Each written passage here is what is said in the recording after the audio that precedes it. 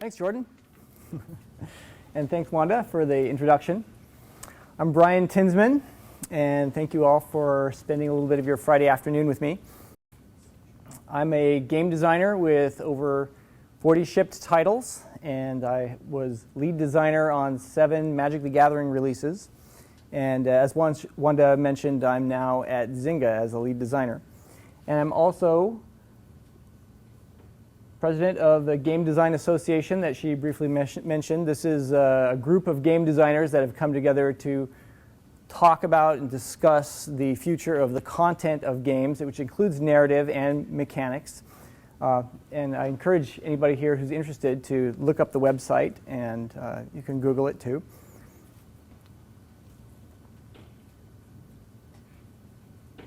And my talk today is about game design. And the game designers that I talk to are sort of in consensus that there's a revolution happening within games right now. And it's not because games are suddenly a lot better or there have been like some giant breakthrough innovations. It's because the culture has shifted. It's partly due to technology. It's partly due to just the needs of modern humans. But games now are socially acceptable in a way that they were not, even 5 years ago. You look around at the airport, people play games. They have it on their phones, they have it on their laptops. They get together for in-home gameplay. And there are a lot of parallels between what is happening with games and what happened in the film industry. In the early days of film, the beginning of the last century, film was kind of culturally perceived as something frivolous, a waste of time that is for entertaining children. And for a large extent, it was. And then they began to understand that, no, this is a very useful tool for communication and learning, and they developed newsreels, and television found its way into people's houses, and it soon became obvious that this is going to become the dominant medium of the era. Here's the moon landing. It's hard to tell, but people were able to experience this in their homes. That is an experience that they could not have had at all before this medium developed. And so you can see kind of the parallels that games are going through in a very compressed timeline, right? The 80s, okay, that's when games were for kids. Grown-ups didn't play them. And the mid-90s, a little bit, we're starting to get a little more respect now. You can bring people together. They're networked. They're playing together online. And now people just have games. They take it for granted. They're all around us. And they don't even think about it. And this can lead one to the conclusion that it's possible games will be as important in this century as movies and TV were in the previous century. And that's what I want to explore a little bit in my talk. And to do that, I have some history too. I'm going way back. This is a timeline of human history. Okay. For 200,000 years, humans were looking for berries and grubs, living in caves. Then they figured out they had 10,000 years that they spent learning how to farm. And then they learned how to have cities and language and political structures and armies. And my arrows are not to scale. and then just sort of the last 300 years you can think of as the modern era, when we discovered science and a pace of innovation in human society just exploded. And I kind of like to pretend that for the 200,000 years, humans were populating the planet. That was the loading screen. And then they were figuring out the basics of how to survive. And then you got to get some XP. And then now we're pro, or you know, hopefully we haven't hit a level cap. It depends on if you think we're RTS or an MMO. Okay, that analogy has gone far enough. But when people talk about human civilization, mostly they talk about the things that were kind of invented during each of these eras. But I want to make a case that there are some other things invented during each of these eras that are as important or more important. And these are the ideas of relationships and how to organize and who's in charge of doing what. And we don't really have a good term for these kinds of innovations and discoveries. So I'm calling it social technology, right? And I think the things on the bottom of the chart here, you can make a good case that they are as important or more important than these discoveries that people think of when they think of technology. And ways of doing things, ways of having new relationships, ways of interacting with each other, that is the business of game design. That's what game designers do, and we're doing it in this new medium of games. You can be a scientist and make technological discoveries. This is Jonas Salk. He developed the polio vaccine. That's a wonderful innovation in technology. This other guy had a social technology revolution. He spread the idea that if everybody is treated equal, we're all better off. And so the social technologists can have just as big of an impact as the scientific technologists. So here are 3 game designers who worked in the realm of social technology. This guy is Shigeru Miyamoto. You should all know who he is. He invented Mario and Zelda. And Donkey Kong was the first game where the story came before the technology. Previous to that, all other video games had been, here are some blips we can make on the screen. What story can we build around them? That was a social technology innovation. I think Zelda, I also believe, was the first game that was open-ended and non-linear, and you could go do things in any order that you want, something that we all take for granted now, don't even think about it, but somebody had to discover it. It was that guy. Guy in the corner over there is Will Wright, who did The Sims, and he popularized the idea that you could get software to mimic and model human personalities, and you could drop them into an environment and tinker around with the environment and see what happened. That's something that a lot of games still use. And then at the bottom here we have Richard Garfield, who invented Magic the Gathering, and the whole idea of collectible games, the idea of bringing your players in to become your game designers, because they can visualize this deck they want to build, and then they have to go on this real-life quest to go buy the cards or trade for them or interact with other people. And it sort of had these tiers of gameplay and socialization and new kinds of social interaction that had not existed in games before.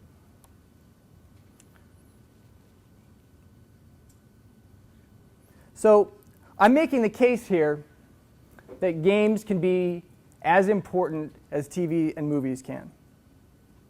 And when I talk to some people about this, they sort of don't believe it because they say, well, games are just made up. They're just pretend. And this is a book. This is a real book that I came across that I read to my kids. It's a book for 5-year-olds, and it sort of blew my mind.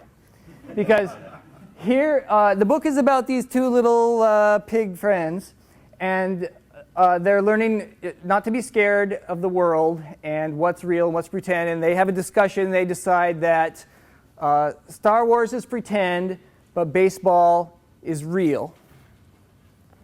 And it occurred to me that almost everything in our lives is pretend. When you read a book or you see a movie, the only reason you can enjoy it is because you can pretend that these characters are real. You can relate to them somehow. They get inside your imagination. All of us have been in the situation where we have one way of acting at work, one way of acting around our parents, one way of acting around our friends, one way of acting when we're at home. Are any of those the real us? Are they all pretend? Are we pretending to be someone else in those? And then when we say we really know someone well, it's because, well, they sort of stopped pretending around you. They've let down their social mask, right? And you say, oh, I know that person well because they've admitted that, yeah, really they are two different people in two situations, and so I know their secret because I'm their friend, right? And then an instance when this was really driven home to me was when I had my daughter in the hospital, and they gave her to me and said, here you go, you can take her home now. And I said to them, I'm not a dad, I never have been before, I don't know what I'm doing here. And it was clear to me that I was just supposed to pretend I knew what I was doing, and then I would figure it out, fake it till you make it. And it became clear that that's what everyone does in many, many situations throughout life. And so I want to say that I'll make a case. Every game has two parts. It has an invitation to pretend, and then an agreement on a shared alternate reality. And if you think about the very simplest form of a game, it's not even a game that we would think of, but a game that little kids play. Little kid says, okay, I'm a pirate, you're a ninja. That's an invitation to pretend. And then you have an agreement. The other kid says, okay, but I have a lightsaber, and the grass is hot lava. And once you have agreement, play can start. And a game has been created. Now, that's just for little kids, right? Grown-up games don't work like that. Actually, a publisher says, okay, you're a Navy SEAL.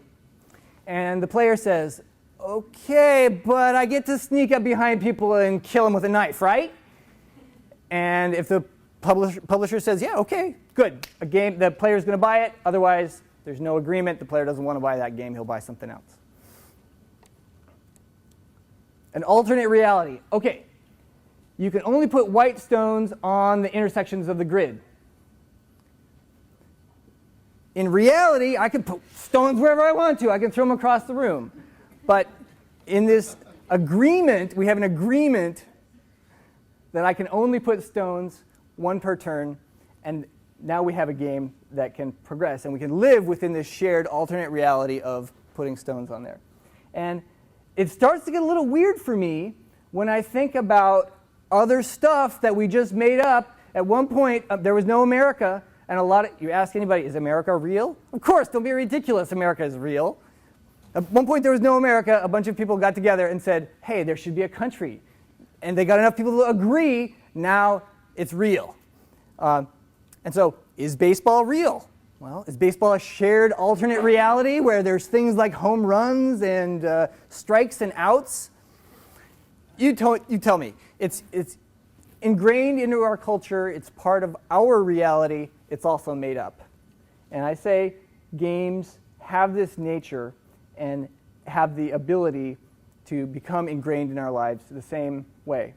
In fact, even our language is all made up. We have a shared agreement for this reality that these symbols and sounds stand for a big leafy thing out in the grass, right? We made it up. And we also made up banking and insurance and law. And I believe that in the future, games will play roles in our lives as important as these, and people won't even question it. The people who are skeptical of this, I sort of imagine to be similar to the first person who ever saw coins out in the field and said, this is worth a cow? You're kidding me, right? We're going to pretend that these little metal discs are worth a cow. And of course, we all take it for granted. So these games of the future, what are they going to be like? Well, there's a few things we can say about them. They will be more tightly integrated with our lives. They will be more driven by the data that we put into them. One thing that games do very, very well is surfacing information and making strategic decisions clear. It's clarifying the choices that people have. At Zynga, we worry a lot about surfacing player rewards and player choices. These games are not aimed at a sophisticated audience. They're aimed at people who want a quick little break from their day. They don't want to have to learn a lot. And so is the best way to do that to give them a long series of pop-up windows that just get in their face and tell them what they need to know? Are you trying to make them stuff on the blink on the screen so they get it and they want to click on it and they're distracted by shiny objects? These are all challenges, and players of these games are not necessarily going to be familiar with kind of the long-standing tropes that we all know of, that like there's an experience bar, and when you do good things you get XP, and then you go up in level and you get powers. You have to convey all of that to them. And games actually turn out to be very good at that. This is the first screen of Cityville, which is currently the most popular game in the world right now. It has close to 90 million monthly players. And when you get to be a high level, you are playing a resource management simulation with at least 12 different resources that you have to pay attention to, dozens of different kinds of units that you have to understand what they all do. And this is middle America. This is Walmart shoppers that are doing this. And so that says to me that games have the potential to help us understand strategic decisions in our lives. You can imagine a game that looks at your bank account, and when you want to go buy something, it says, okay, here's your decisions. You could buy this piece of clothing, or you could make your retirement happen 3 days earlier. Which choice would you like to make? And it's adding up your points and showing you your progress towards each of those sort of big picture goals in your life. There's also a technique called data mining, which has not been applied to games very thoroughly yet. It's mostly used in settings like retail settings. And the idea is you have a data set like everything bought at Walmart over a month nationwide. And they'll crunch all that data and they'll find correlations, and they'll find that people who buy peanut butter on Tuesdays are 30% more likely to buy light bulbs. And then they'll move the light bulbs over by the peanut butter and they'll sell more light bulbs. And you can imagine that when you have things like Facebook data and the data that's online from our lives, at some point you'll be able to do this with human lives. So people who drink what you drink and make the choices that you do and drive the car that you drive are 35% more likely to fall in love with a redhead next year. Or if you make this choice, statistically, here's what's going to happen to you down the road. These are all possibilities. Games are good at connecting people and giving them new ways to have relationships, new ways to interact with people that you wouldn't normally interact, new ways of self-expression, and Jordan mentioned UGC, user-generated content, are ways where people can create their own realities, their own worlds to share with other people. But the thing that I haven't talked about yet is fun. This conference is called Fun. Fun is a key component of games. I want to address that topic briefly. Everybody plays games for different reasons.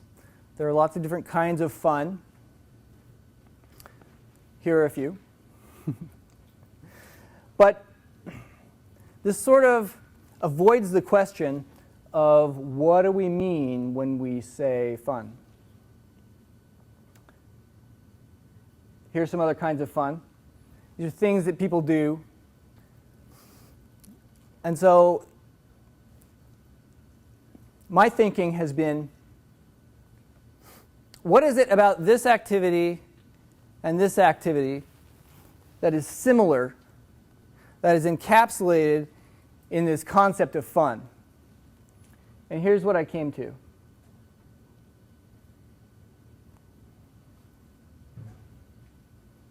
And the theory here is that if you have a habit of walking around talking to yourself all the time, blah, blah, blah, blah, blah, blah, people think you're crazy. In fact, not just a little crazy, they're like going to be go get medication. But most people have an internal dialogue in their heads going on all the time. And it's mostly about what happened before and what's going to happen next. And almost all of your fear and your worry and your anxiety and all of those negative emotions are happening because your mind is trying to visit the future, trying to visit the past. And it's not right here and now. And all these things keep you in the right here and now. And in fact, some people's internal voice is so loud and relentless that they have to do things like skydiving and extreme sports, because if they don't keep their mind focused in the present, they'll be dead.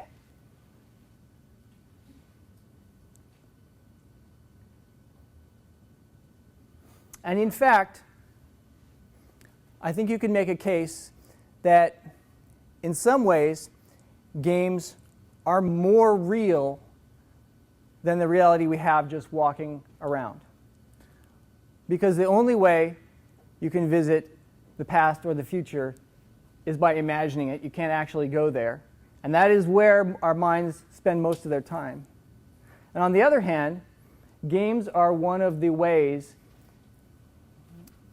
that to evoke the most focus and intensity. There's a study where they put skin sensors and eye tracking and other kinds of scientific sensors on people to measure their intensity of focus, and then ran them through a bunch of activities. And of course, you won't be surprised to learn that more than reading books, more than watching movies or shows or conversation, the thing that kept people's most intense focus was gaming. And so that intense focus and ability to stay in the here and now is actually more real than most of the daily waking lives that we have. The things I wanted you to take away from this are the idea that if something is pretend, that doesn't mean it's not real. Games are really good at connecting people, creating new kinds of relationships between them, and clarifying strategic choices. They're tools for capturing the imagination and keeping people's focus. They are social technology, and they will have a huge impact on our future. Humans are sort of privileged in that we have group learning, right? In the past 10,000 years, things that our ancestors knew, we know now, and we are still benefiting from them now. Squirrels and dolphins, 10,000 years ago, when they learned something, squirrels and dolphins today are no better off. So if you work in game design, you will make contributions to social technology that will benefit other people in human society in the future. There's no question about it. The industry, the craft is still in its infancy. Great strides are being made today. There's tremendous potential for new innovation and creative minds to make tremendous contributions. And so I just want to leave you with the thought of you should take pride and feel good about your interest and dedication to the field of game design, because it's going to affect a lot of people in the future. Thanks a lot.